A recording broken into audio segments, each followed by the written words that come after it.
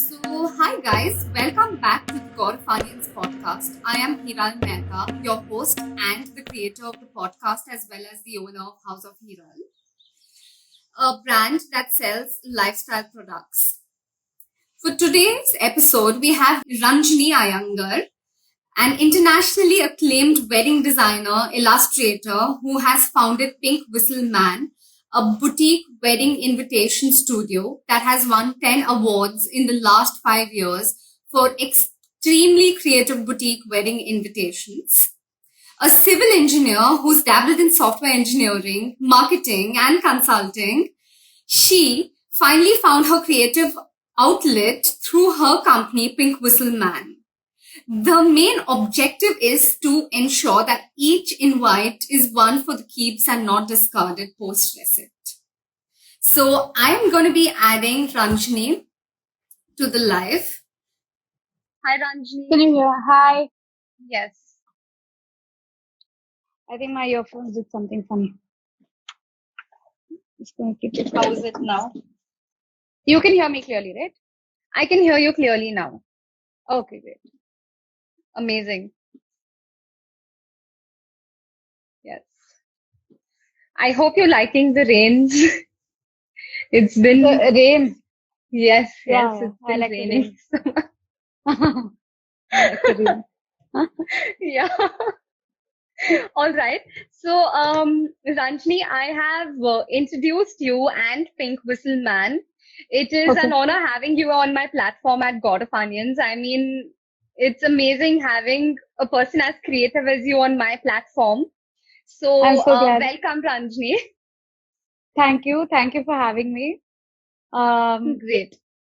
I've known you as a great artist, so for you to invite me is an honor for me.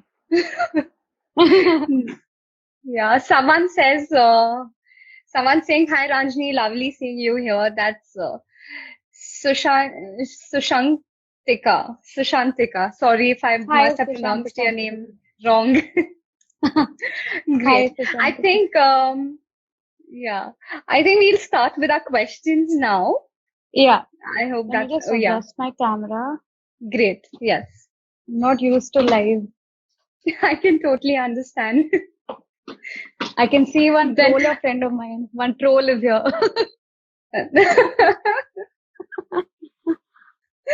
Huh. great. So I'm going to start asking you questions. Sure. Yeah. So, my first question to you, Ranjni, is where do you draw inspiration from for each project and connect it with your clients?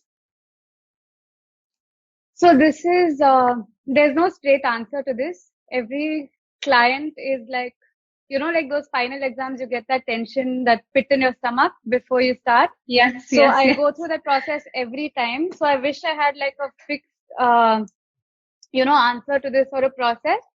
But I think roughly, if I have to say, like how I go about coming up with an idea, I think if I had to, describe a person as a product, I would try and see what I can add, what are the words I can add to sort of distill them down and make them, if I have to identify them as a product. Because like the words associated with a wedding are so abstract, right? Like everyone has a love story, everyone has it's all very abstract, feeling oriented sort of things. So True, how true. do I make that tangible, and how do I sort of bring that down into like one product or a video or an element? I think I try to write down words that are associated with them.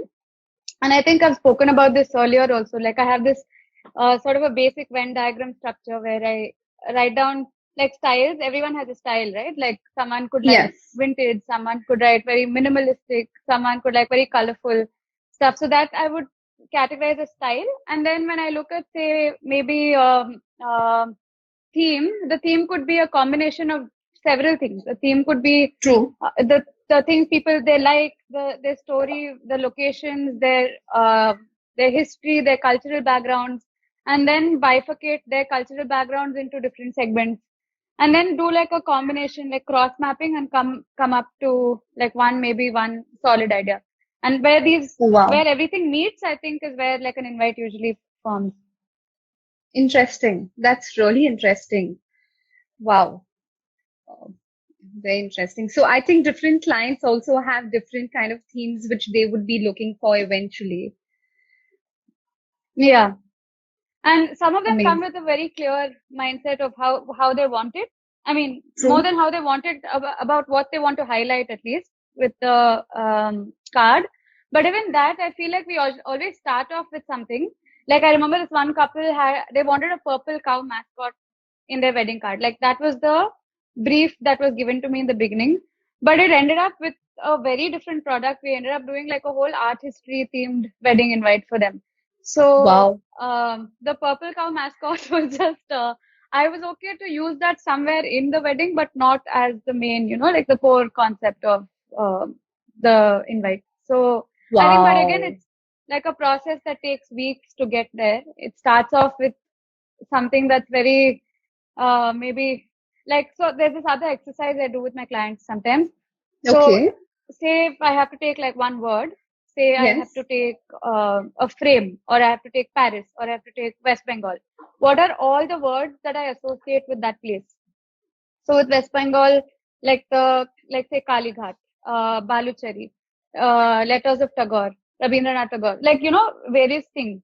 And then say someone is from New York, we try and write down all the words, like not the most prominent ones, but the subtler ones that is more local, and that's more flavorful of the place, and then try and bring out the art form from that, rather than say, otherwise, like the obvious way to look at like two places is just maybe the outline of that place or something very on the surface. Yeah, that's one Wow. method.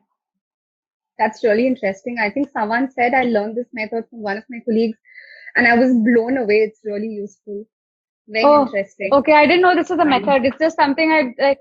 The reason I realized I had to start going backwards, because I honestly don't have a method. I don't come from a background where I've learned any of this. So these are things that after I've done them repeatedly, I try to backtrack and see what the method is actually, and this is usually what I've ended up Wow. using. That's very interesting. I think that's a very interesting method. Someone's asked me if this video will be recorded. Yes, this video will be recorded. It'll be at this space on Instagram for a few days, after which you'll be able to see it in our YouTube channel and Spotify channel both. So, my next question to you, Ranjni, is that how do you promote sustainability in your art? So one is, I think with the current situation, most of it is e-invites and digital. So I'm glad we're moving away from the printed route. But even earlier, one is I didn't have the infrastructure. When I started this, I wasn't thinking of doing something sustainable, or it wasn't something that I consciously started. But I knew I wanted to make something that people don't throw away. Otherwise you're putting so much effort into it. The clients are spending so much True. on it, and then to just have it thrown away is like it's sad for both of us. So that's the reason I started trying to make each of it into a product. But along the way, I realized there's so much more to, what you can do with invites, and the brides and grooms I work with, fortunately, are very open to ideas, and they're open to me coming up with stuff that they can sort of reuse. And another thing with sustainability, I realized is you it's mainly the idea, right? And then Yes. it's more of something that they can keep or not. And yeah, like it wasn't, like I said, it wasn't like a planned decision, but it's something that happened along the way. And um, then I started discovering various like papers, like paper made out of um, animal dung and stuff like that. But it takes a lot of courage for a Interesting. client to say that they'll use that for a wedding. Wow. So that's something I really like. And also, I think the fact that I don't have a big manufacturing unit, or I can't make those very opulent cards, I think that has Yes. worked to my advantage, because um, even if someone wants that, I can't make it. So like I don't have a stock of boxes, or I don't have a stock of like different things that I can just give them. So I would Wow. rather work on a concept that if I'm doing a box, it has to make sense to the idea. If I'm otherwise, I True. don't just take box invites where it's just a container, because Correct. uh, there are people who do that really well, and that's not my strength. So that's other reason I don't take that direction at all. Wow. And I had also seen that one of your cards, there were seeds inside the paper and you can plant it. Yeah. You had collaborated or you had done some cards which has that. Yeah, so that was something I'd done a while ago, but now I think that's become a very popular concept also. Like seed Yes. papers are available. But the only limitation with seed papers again is the kind of printing you can do with it. Like there is only like a screen print sort of method that you can use on it, or maybe letterpress or something. But you can't Okay. digitally print on it unless like it's paper thin, and the GSM is really less. So people who are interested Interesting. in that go with seed papers.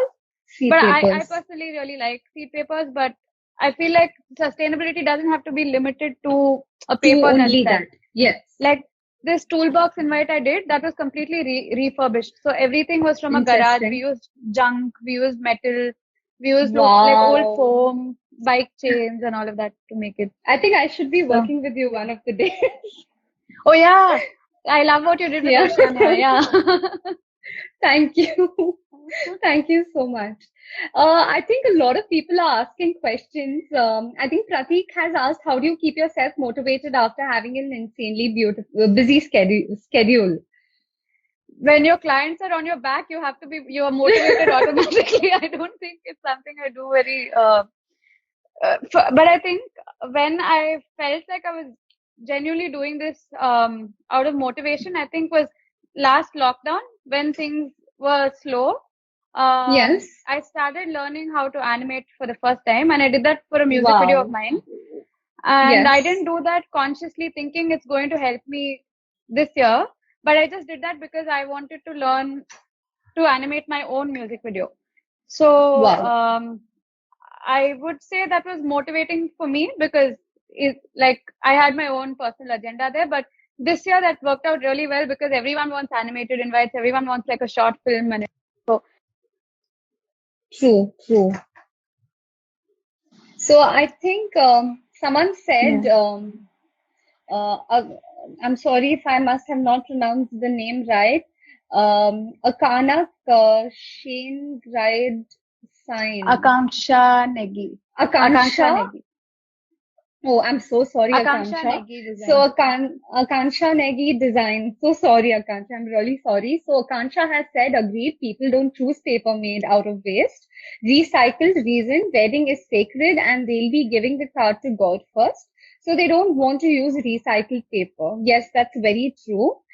Yeah. That's what I have seen with my clients. So I agree with Ranjani. That's well said, Ranjani. Well said. I think a lot of people are asking questions. I would request you all to please ask the questions at the end because I already have a set of questions which I'm going to be asking Ranjani. First, which we are going to be taking all the questions. So, what is your developmental process? How do you start and get to where you want to be with your work, designs? So, like I said, there's no process, but I think first is panic. That's how I start, and then that's how it builds from there. And then, I also tell my clients I set this expectation saying the first draft is not something you like. If you're expecting to fall in love with the first draft, it never happens unless you're going with something that's existing, and then you say you know exactly what you're gonna get. True. But with this, it's like an evolving process. I have to send it to them. They have to give me, because everyone's taste is so different. Like the first 2 days just goes in trying to figure out both our working styles and how we can sort of meet midway. Yes. Yeah. And then like sometimes I think the idea clicks immediately. Like sometimes you wake up at like 5:30 in the morning and you're like, I want to do this, and you're so excited. And if the client's on board, then then it's very quickly. The execution I've noticed is always very quick once the idea falls in place, because you're working with a blank canvas. You don't know what's going where and everything. But so recently I was really, really excited about this one idea, but the clients weren't like completely on board with it. So it took me like, I had to backtrack a little bit because I was like, fixated on it and I still want to use it at some point. But then again, I pulled out words from the brief, like I make them write words that on True. the WhatsApp group that we create, just random words, things that they like. It could be brands they like, it could be clothes, food, anything, nothing related to invites at all. Because the minute I look at an invite reference, then you're closing your avenues. So I ask them for references, like say maybe their travel pictures or like their food pictures, their clothes, their brands. Like some of them like Interesting. floral, yeah. So then I think it gives like a little direction in what they like. And then once the idea comes, then it's just a matter of putting the two together, like the idea in this style. True. So Wow. that is roughly the process. But every client is different. I'm still learning. Every time it's like a brand new blank canvas. And every person is different, right? Like some of them come with a very open mind saying, you do whatever you want, but I don't want to, I want something that no one's seen before. A few of them come with, I think what I struggle with is minimalism because I'm very extra. So Yeah. my natural thing is to keep No, but adding it's stuff. beautiful. Yeah. Thank you. But when someone comes with a very minimalistic taste, that is a very like restrained process, which I think for me is most challenging at least. Wow. I think that's quite interesting. Challenging, but still very interesting. I'm sure that, a lot of clients have so many, they must be keeping on changing the designs, or must be doing a lot of samples, or you must be making a lot of samples together. Yeah. There's a lot of back and forth.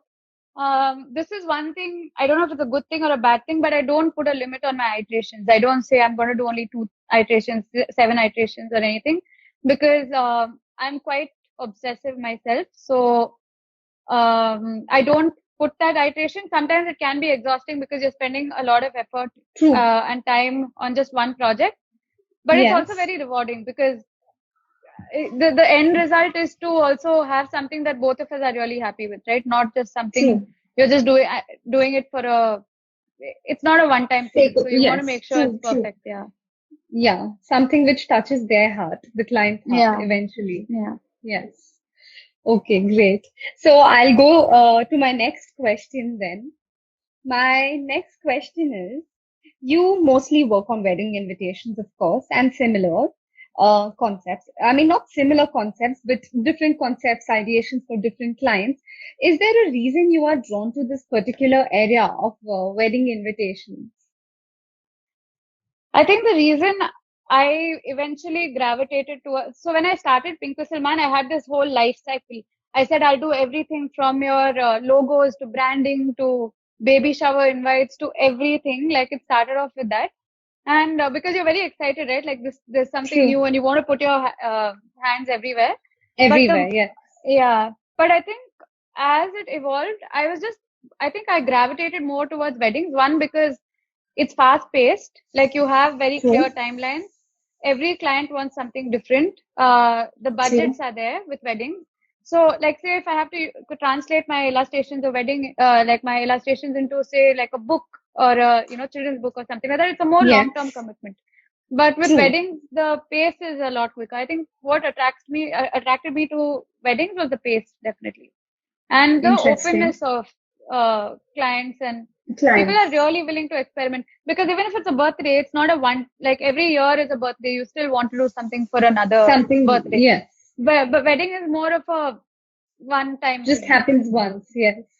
Yeah, True, something. true. Someone said, BR Walia, she says that's very good. When you give unlimited options, shows your dedication. I think that's very true, Ranjani. It shows your Thank you. dedication. Thank you. Yes. Okay, that's amazing. So I'll go to my next question. How do you bring the element of uniqueness to each project? Because I understand that each project you have different theme, different concepts. How do you bring Yeah. out the uniqueness of it?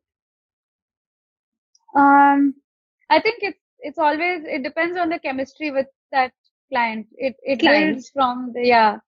So um, like even for me, I like, if I get orders where people ask me for an old project and say what's the price for this, and Like my enthusiasm to work on that is far lesser. Although I know that that's a quicker process. Like as a business, if I had to think as a business person, that would have been ideal Yes. for me to churn out.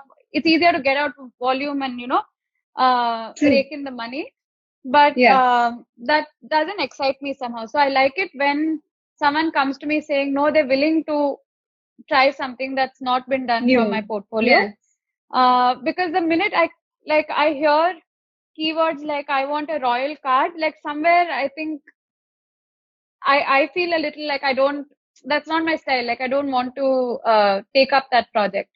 So, but the minute like you sense the vibes from the client where they're willing to experiment. So with the Yes. toolbox, which is like by far my favorite process, I have a lot of favorite invitations, but I think the process wise I like this the most because they were they were open to anything and okay with just about anything. They said if the clients were okay to use like grunge old metal, which is not very common for you know a wedding card, and it was a high profile wedding, so I didn't expect them to say okay, we'll use like a junk steel box as a wedding card. So that to me was like that's an Wow. ideal client to me, I would say.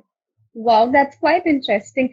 I think that's what shows your creative streak and your artist, I mean, the artist who you are.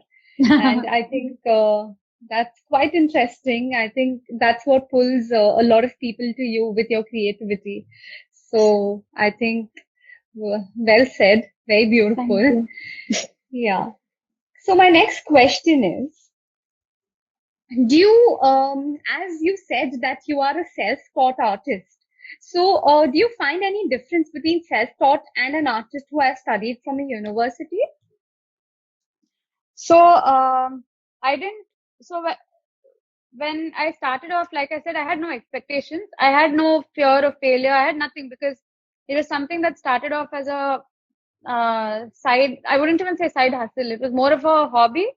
Yeah, I could do it for my friends. I like it was stuff I could experiment. Like I had this friend who's very like um what do I say? Like I made like this criminal file invite for him. Yeah, And I don't think anyone else would interesting. have taken it. But I could do all of that because they were my friends. And it was like a fun sort of thing that I started off doing.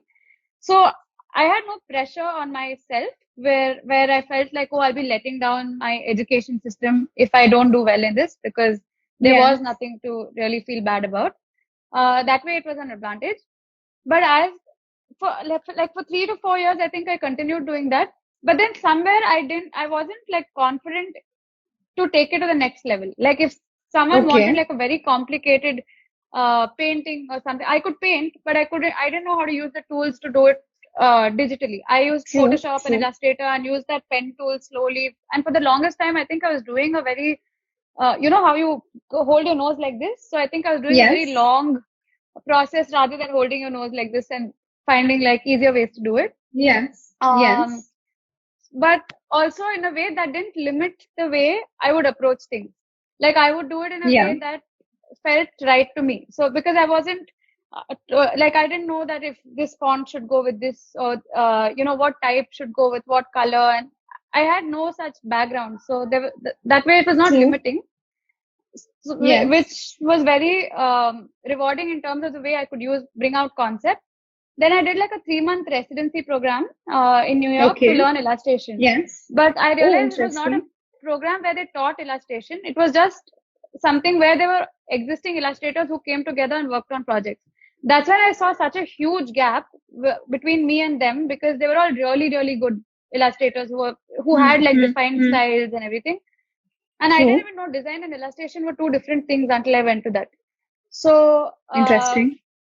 for me, I had to put in like 10 times more work and in a way because I had to catch up and I didn't have a style, Yes, I would work harder to sort of figure something out, and it helped. yes, I still wouldn't say I have a style, but in the field that I've chosen, I think that's perfect because the minute I'm stuck to a style, I can't, then I won't yes. be fluid enough to change that with every client. True, So true. that has worked out in my advantage again. So also what I Yes. realized is every artist or every designer has like a strength and weakness sort of, like Yes, if you do a yes, SWOT analysis, everyone has that.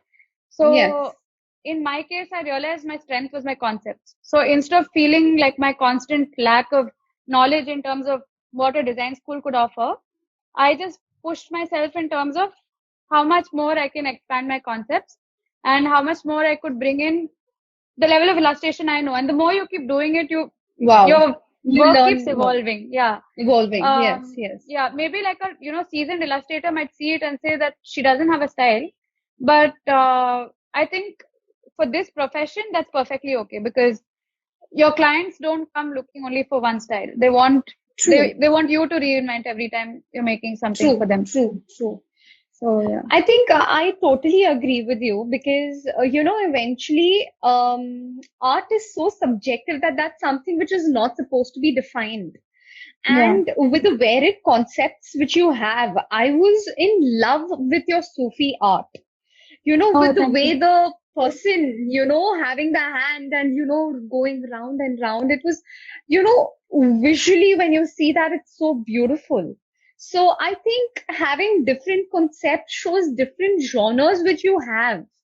Yeah, And I yeah, think that's the most beautiful thing because eventually they also say, right, that in any business, if you're not going to be innovative enough, I yeah. think people like innovation. People like to see new things. And I think you have just that.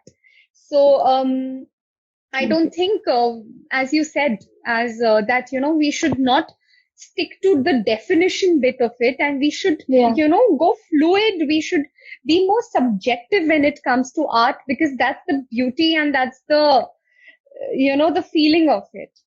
yeah. So I totally agree. I think a lot of people are liking about now your different concepts. I'm sure a lot of people are fan. I see a lot of comments with that. Thank you. Yeah, someone's asked, Art Himana. She's asked, "Hi, designing invitations. Is that your full-time work?" It is. It is more than a full-time job. I think it's like it's. I would say during season time, it's 20 hours of work with no exaggeration.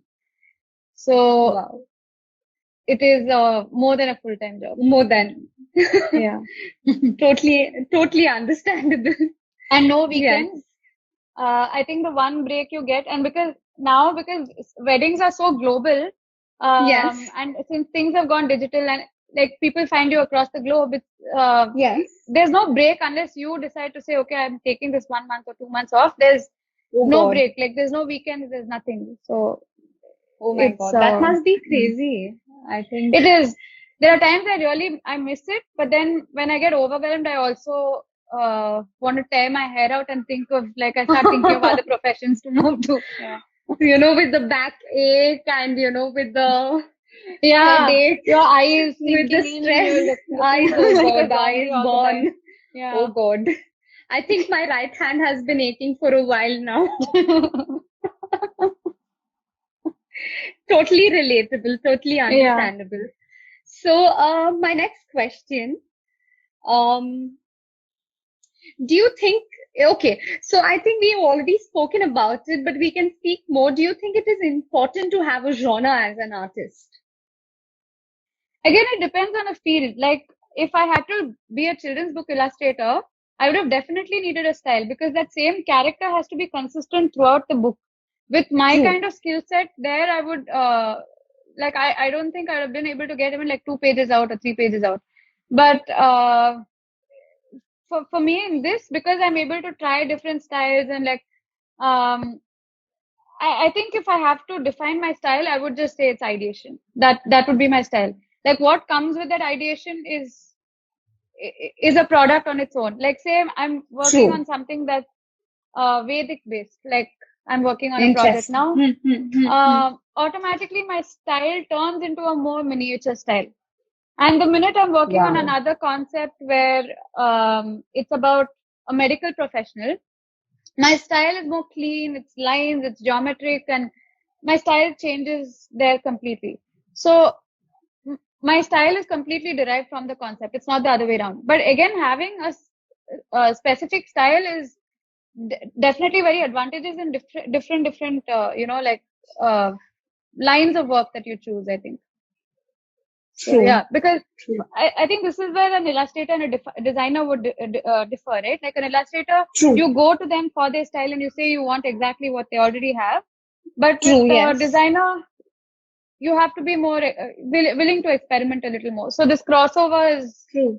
where I think whichever, Interesting. like, some people don't want to make the iterations and go through that process of because it's not easy being a complete designer. Sometimes I also go through this. Maybe I should just make these products into merchandise and just sell them. Someone wants it, they take it. They don't want it, they don't take it. But True. then, yeah, it's a very personal choice eventually. Great. Someone said, what a brilliant statement. My favorite is your science invite. Kaveri Vidh has said that.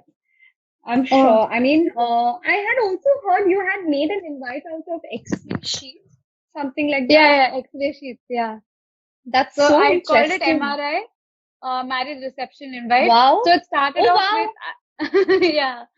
So the X-ray came later. I just knew I wanted to use MRI because it was marriage reception invite. And then I Yes. worked backwards and tried to figure out how to like integrate it into an X-ray.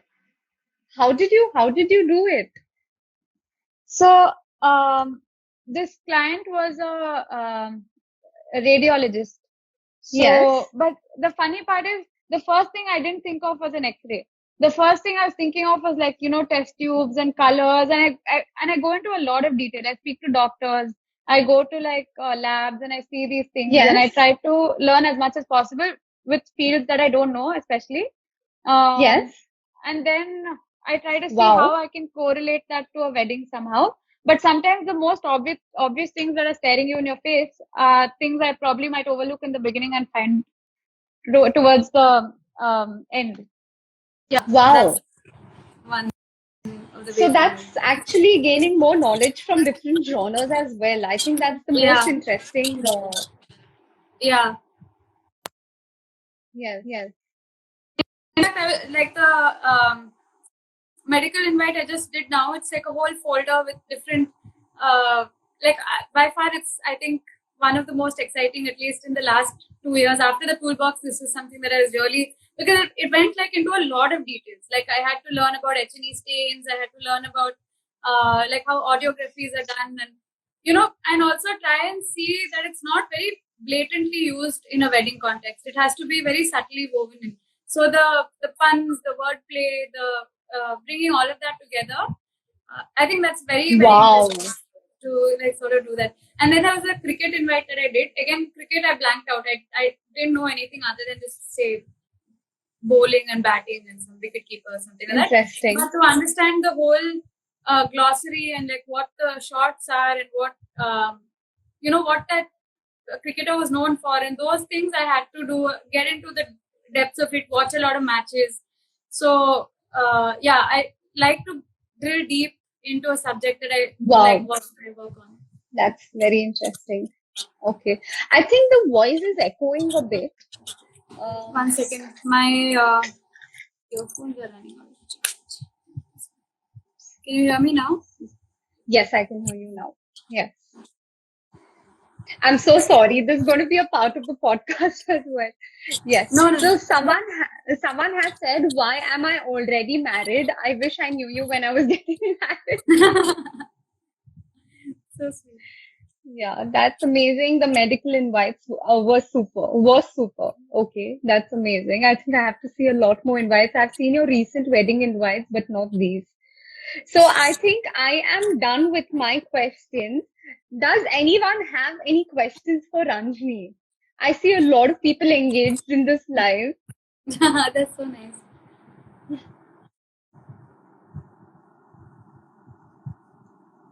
Hi, Murphy Studio. Rolex cards. It's so nice to see people from the industry. It's really like gratifying to see them. Yeah, And the they're all really Rolex good card artists said, themselves. Huh? "Oh, really? Wow. Yeah. Interesting." So Rolex card has said the cassette invite was something different. I'm sure I've seen that invite. It was something very different. It was very interesting. Yeah, the cassette one was something I like too. But again, like the Interesting. start, if you see my initial drafts, they looked terrible. Like again, it's so funny because the most obvious things are the last things you see. Like even the cassette invite was something that didn't occur until I think after 2 weeks of working on that the whole invite. I was thinking of very complicated symphony notes and this and that when I wanted to work on a True. music theme, and the most like basic obvious ones Yes. come only towards like the fag end. Like even my sewing box invite, I remember starting off with do I want to go through the whole how fabric is made, like the weaving process, Yes. step 1, step 2, like from the cotton weaving, and I went through like unnecessary research when like the idea itself was a very simple sewing box with embroidery rings. So to arrive at that, sometimes it, like I said, I sometimes think I go this way and touch my nose rather than just going this way. So yeah. Someone's asked a question. How do you handle the planners? Biggest struggle is to handle the planners and customers. So earlier I was a consultant with this company called Skillsoft, where there were sales guys and I was a consultant.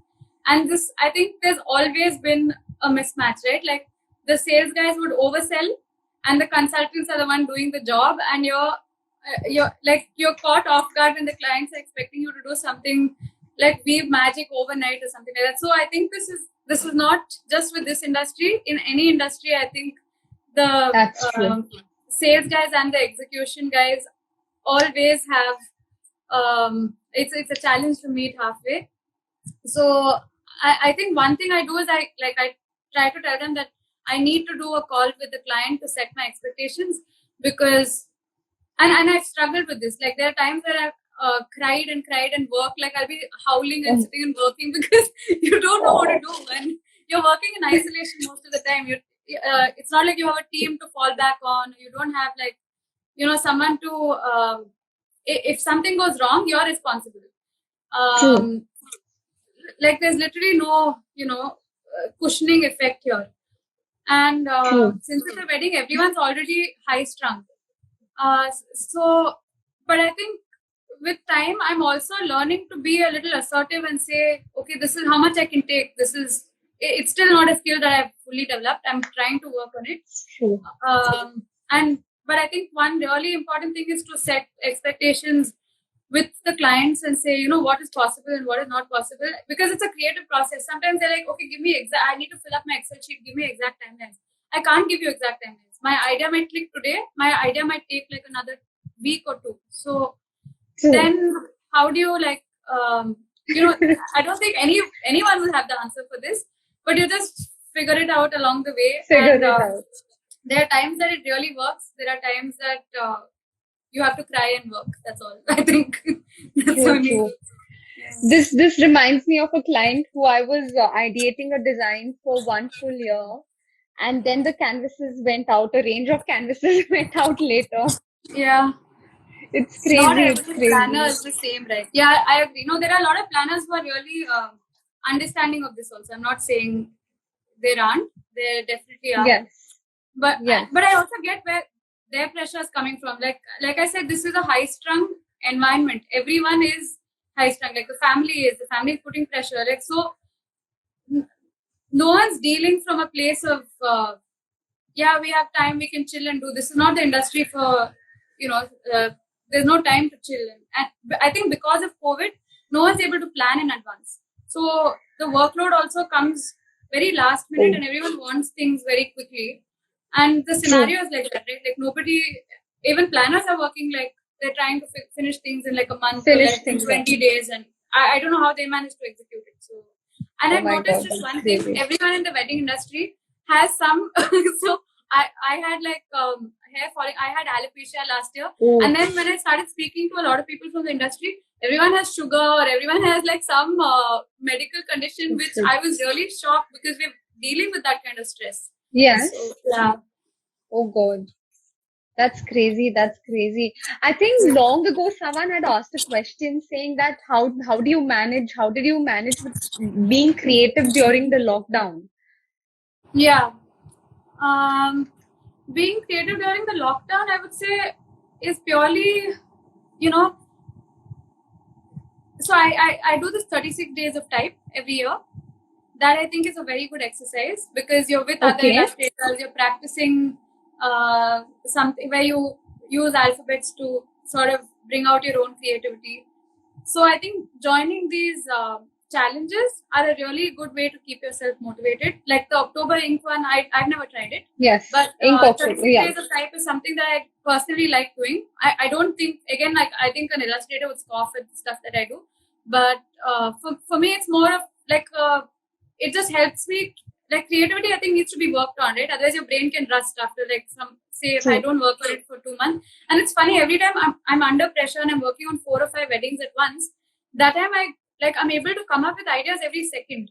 And there are times where I'm just working on, like, say, 2 weddings a month, and I'm struggling to, just like arrive at even one single idea. So I think creativity is just like an exercise. The more you build it, like stamina, you're able to do more. But challenges Able are to one of do the more. best things I've, at least personally, that's worked for me. True. Someone has asked the PM, the dot PEE dot EM, how has the invitation in the industry doing since the pandemic, and do you think it could survive the near future? Also, would you suggest someone wanting to start out in wedding invitations to go ahead or not? I think it's doing really well.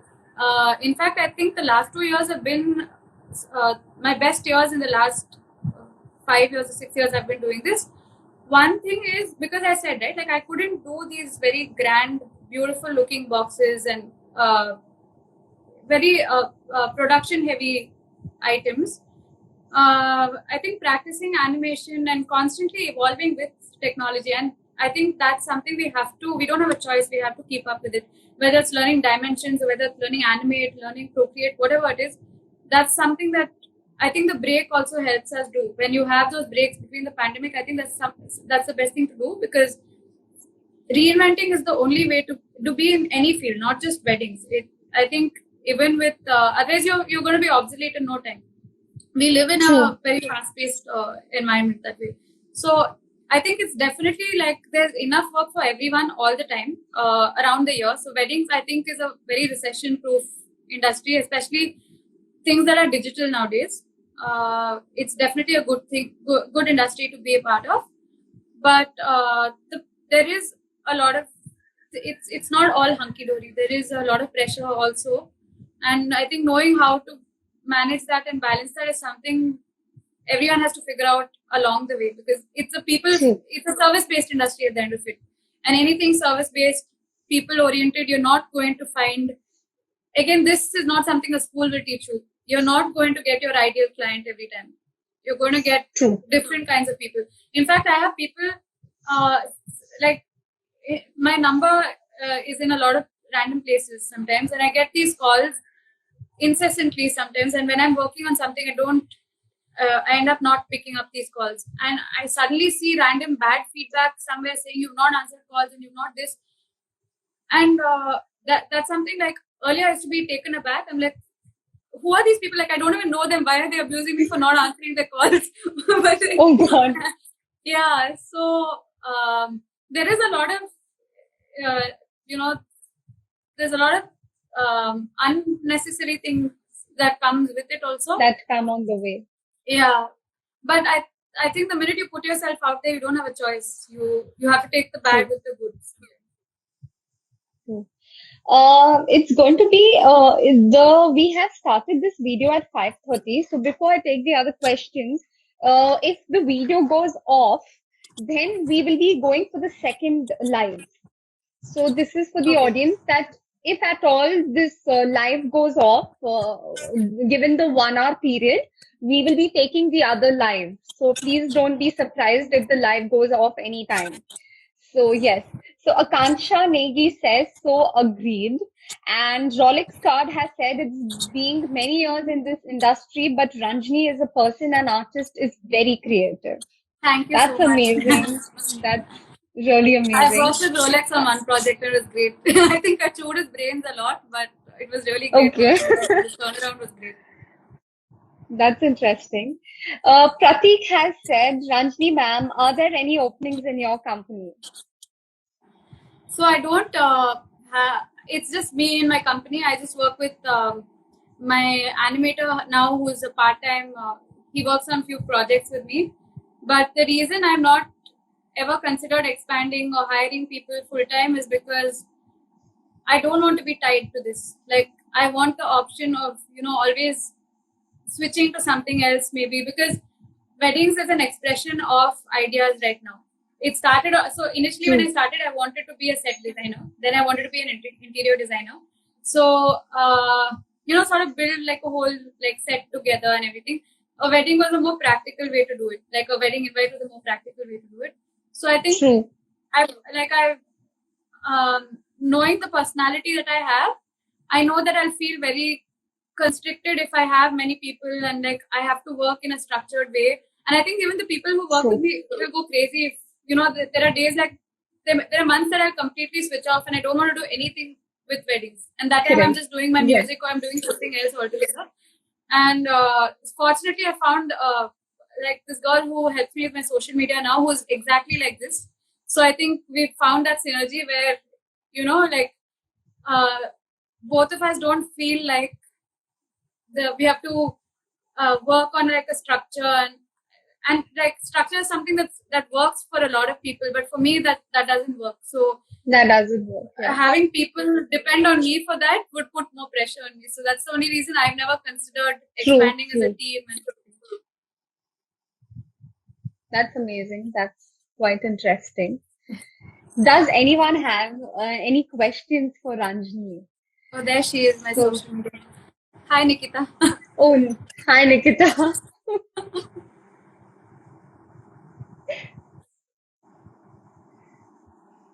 Okay, so Pratik has asked, knowing you, especially with the Prachi and Amitesh wedding, you are the solo queen and an epic artist. I think that's amazing. You have a lot of fans, Ranjni. So sweet. Thank you so much. I think it's the same person. Yes. I don't think it's yes. I think a lot of people have been commenting. I think so many, not only him. There have been many. Thank you, Pratik. So, yes, B.R. Walia has asked, do you limit yourself to one city, country, or do you also cater to other countries? No, I don't limit myself to a city or country. I've worked with over 18 countries. Wow. And different cultural backgrounds. So it's very interesting to see how, and I think I was very amused by this fact actually, because I thought we always have this perception that the US is very advanced in terms of design and things like that. But I was very surprised that they were very impressed with like a basic, like some passport invite of mine, which was I think made in 2014 or something like that, or 13 or something. So I was very very like shocked to see that as artists in India, we are very advanced, and I don't think we realize that sometimes, because even if I see other artists in India who do different kinds of work, the US and the Europe has a definitive style, and that's also a very niche style. Like people who can afford that are the only ones that go there. But a lot of people make do with very simple invites. So in fact, one of my clients recently, both of them Americans, they were like, she said, all our guests are blown away by this animation thing, and I think you should completely get on board with it because it's not big here. And I was quite surprised because I thought the mindset is to usually think that they're way ahead of us in with everything. So that was quite true. That's quite interesting. Yeah. Nice. So, is there any other questions we have for Ranjni? So, Ranjni, while we are asking for questions, I have seen your website where, it has a lot of other stationeries. So, what are the other stationeries apart which you have? So, for a destination wedding, I think there's a whole list. There's welcome letters, dress code itineraries, the baggage tags, the D&D tags, and a lot of those things. And again, even those, I think, are being reinvented with the whole. It becomes like a brand for a wedding, like the signages. So recently, like this one client of mine had bought over the whole airport for 3 days. So the whole branding in the airport was about the wedding. So it becomes Wow. like, it extends itself so much.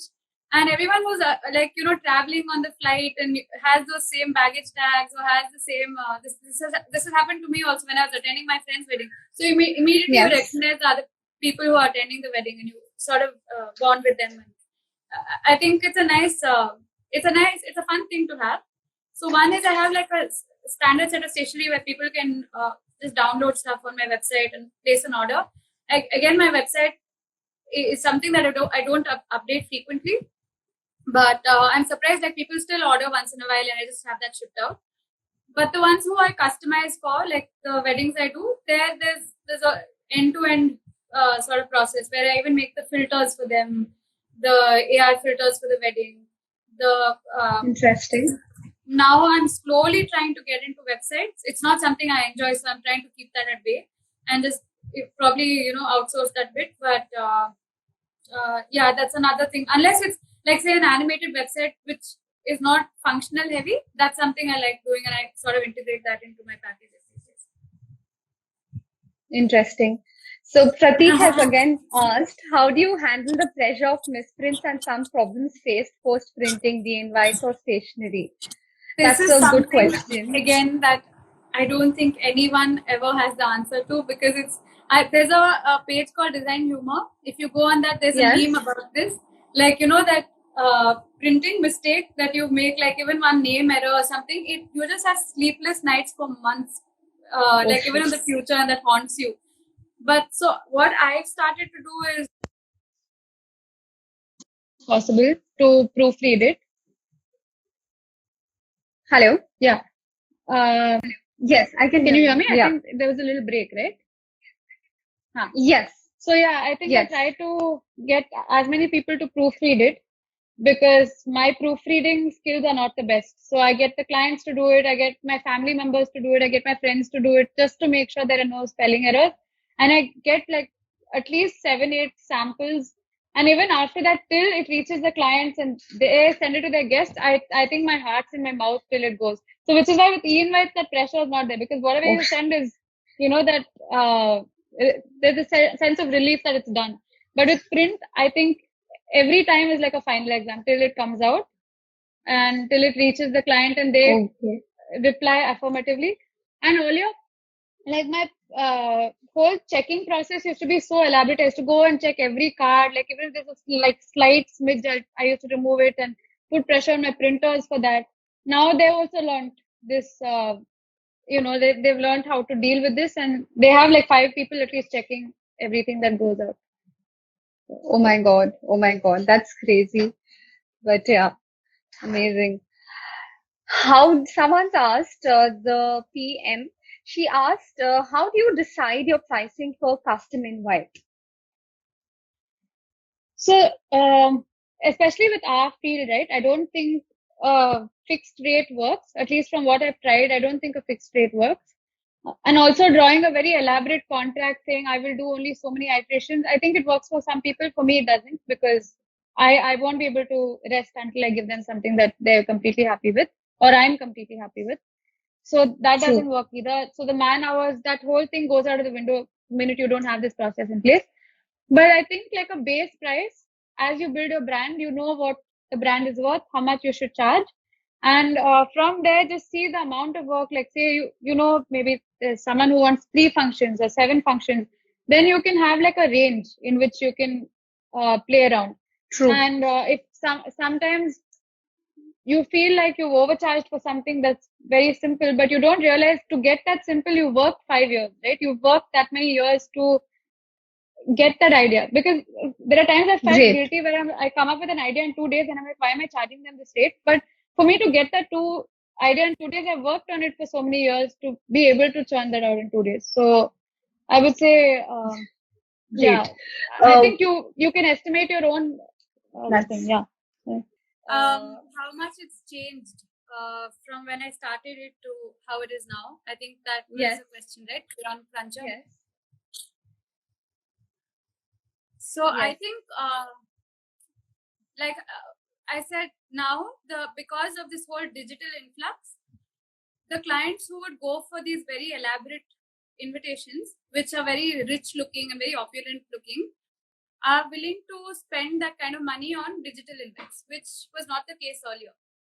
Because at that point it was about how big the invites are, how many, like, are you giving like batil dates, are you giving these expensive things? But now I think the paying for a service process has increased, because earlier people wouldn't mind spending a huge chunk of money on something that's tangible and physical and like a True. physical invite. But now I think that's changing to people being open to spending on a service, on an idea, on creativity. It's increasing. It's still not. I wouldn't say that it's where I would like it to be, but it's still something that it's shifting to in that direction. And also because the weddings are also smaller in scale now, people are okay to spend that kind of money on like a really nice invite, or something that's like a gifting, like an intimation invite, not even an invitation. Like someone to just let someone know that they're getting married and give them a product. So recently I made like this whole very casa plate heavy invite with oranges and cinnamons and wheat and everything. And Wow. I partnered with Barik to do that. And that was just like an intimation invitation, just to let people know that we're getting married. And it just had the Zoom link, but because all these people are not coming and they're still dear to the clients, they wanted them to have something memorable from the wedding. So the spend on the Interesting. invites has gone up. So Crayon Cruncher has said that she remembers seeing that was lovely. Thank And you. so does Akansha. That was a beautiful package designed by you. Thank you so much. Wow. Wow. And I believe that there was a person who had asked the second question. Would you remember that question? How do you capture the Cap- ideas? I think. Okay. Yeah, I think the same, like trying to person as a product. This is something I realized I started doing now. Like even if I try to look at a person, I'm like, oh, what would this person be as a product? What would they be if and also like looking at an object and seeing what else can this object be. Like if it's a I don't know, like say even a water bottle, what else can this water bottle be? Like how do I use this in an invitation? And how can I, if I'm making like a swimmer's invite, what are the things I would put into it? So I try to like, when my mind is idle, I just try to think of these combinations. And then like personally, I would really love doing an invite for someone, say like a tarot reader. So I keep thinking of what different things I can do with a tarot invite and That's things so like that. interesting. Yeah. Wow. Interesting. So, does anyone else have any questions for Ranjani? I think a lot of people are joining here. Yeah. Being our second live, a lot of people are joining here. Yeah. So, I think the timing Ranjani, is. I have one question. How many years ago have you started Pink Whistle Man? Unofficially 7 years, I think. Officially 5 years, 5 or 6 years. Because it overlapped with my previous job. Like I said, I didn't start off thinking of Pink Whistle Man as a full-time job. It wasn't even a side hustle. It was just something that I was doing to keep myself entertained, because I was new. Interesting. I had Someone's asked, what's the to like figure out a way to keep myself entertained. okay? What's the most Someone's fun asked, and what's most the most difficult part? Fun is, I think, that exhilarating feeling when you get an idea, like cracking a math problem. I think that to me is the best part of the job. Like the day I crack that idea and the day it's finished and it's going out. The difficult part is everything between that. Like getting to that. And there are times when you have the idea and you're drawing, that execution is fun again. But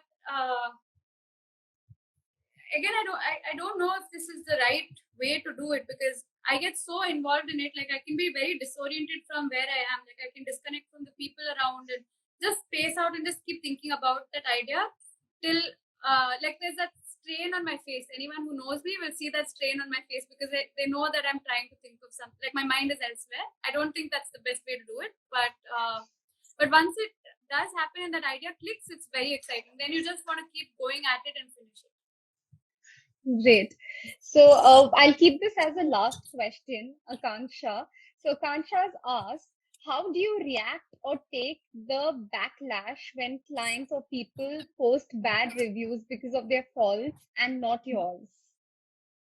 So touchwood, the 2 bad reviews I've got are not from clients, are from people who are potential clients who are pissed off that I didn't pick up their calls. And another person who asked me how much I charged, and she just lashed out at me for how much I charged. So she said, "You're a card wali. Why are you charging so much? And your cards are just going to go to the dustbin and all of that." So at that point, I was very offended, and I wanted to react, but you realize at the back of the head, you're a brand also, right? You're not just this person getting into a conflict with another person. So I hold myself and hold back from responding immediately, and then in a day or two, I just forget about it. But at that point, it's infuriating to read something like that. But yeah, thankfully, this has been from people who are not clients. Thank With God. clients, yeah, there have been times like it's a very stressful environment. Like I think if you're doing your job sincerely and even they understand, sometimes clients also react out of tension and like their own pressures and everything. So I'm learning to also understand that they're not reacting, it's not personal. Sometimes it's they're reacting to their situation, they're not reacting to me. So True. that distinction is something I'm trying to understand now and not react. Interesting.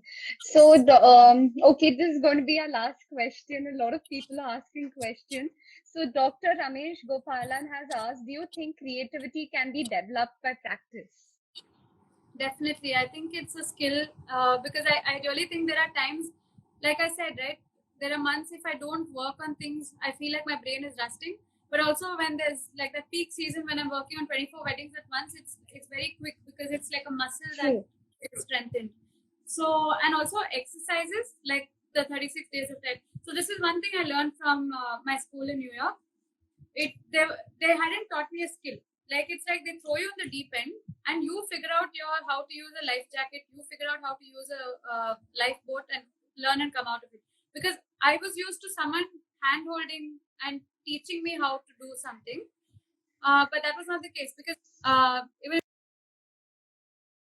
if you watch a YouTube video or something, there are tutorials, right? Like step by step how to do this, how to do this. But in this like environment, I realized they just give you an exercise. So I remember there was this one exercise that I till date I really really like. That there are 9 panels. Okay, like there's 1, 2, 3, Okay. 1, 2, 3, 1, 2, 3, and you have to come up with a story that has that whether it's and there have to be 3 different stories. But if you look at it horizontally, it has to make sense. If you look at it vertically, it has to make sense. If you look at this second vertical, it has to make sense. And the third vertical also has to make sense. And that to me was a very, very interesting project to work on. And this was just one of the smallest, like it was a 2-day project. So there were things like this, that we had to build on. Like, so say I'm drawing, and I remember this girl's example, which came out really well. So she'd drawn this flower where the stem at one point looked like its hair and like the barber's cutting it, and from the other side it looked like the flower's extending itself to a graveyard scene, and that vertically was a different story. So together they all made sense, individually they all made sense, horizontally they all made sense. So those kind of exercises can really cultivate the way you think and the way you look at exercises. And then there was another thing called a super panel. And this is another exercise that I think really works. So everyone has like a like different things we're interested in. So I realized everything that I would draw would involve emotions, weddings, like breaking like the mold or something that always is personal to me. If you see an artist's work, any artist's work, like things that they do for themselves, you'll always notice that what they like inherently, right? Like there's one girl who always used to draw stuff from the grocery store and food, and I know how much she used to really like packaging and food and things like that. So the minute you list down things you like, then from there I think to build creativity is easier than forcing yourself to do.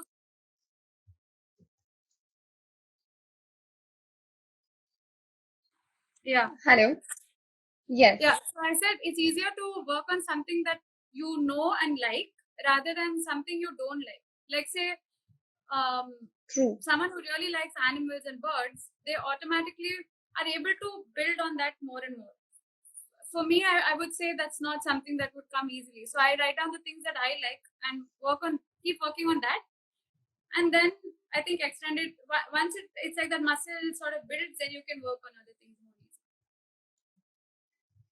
easily. Amazing, amazing.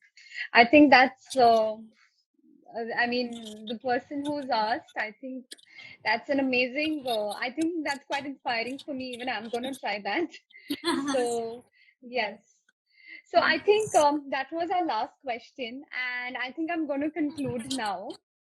Yeah. Uh, so while I conclude now, and as this is going to be a part of podcast, I'm so sorry my voice is echoing a bit. If you could just, I'm so sorry, I'm asking you to mute with the echo For which is me, coming. wait. Yes, yeah. So I'm going to conclude this now. Thank you so much, Ranjni. It has been an honor having you on my platform at God of Onions.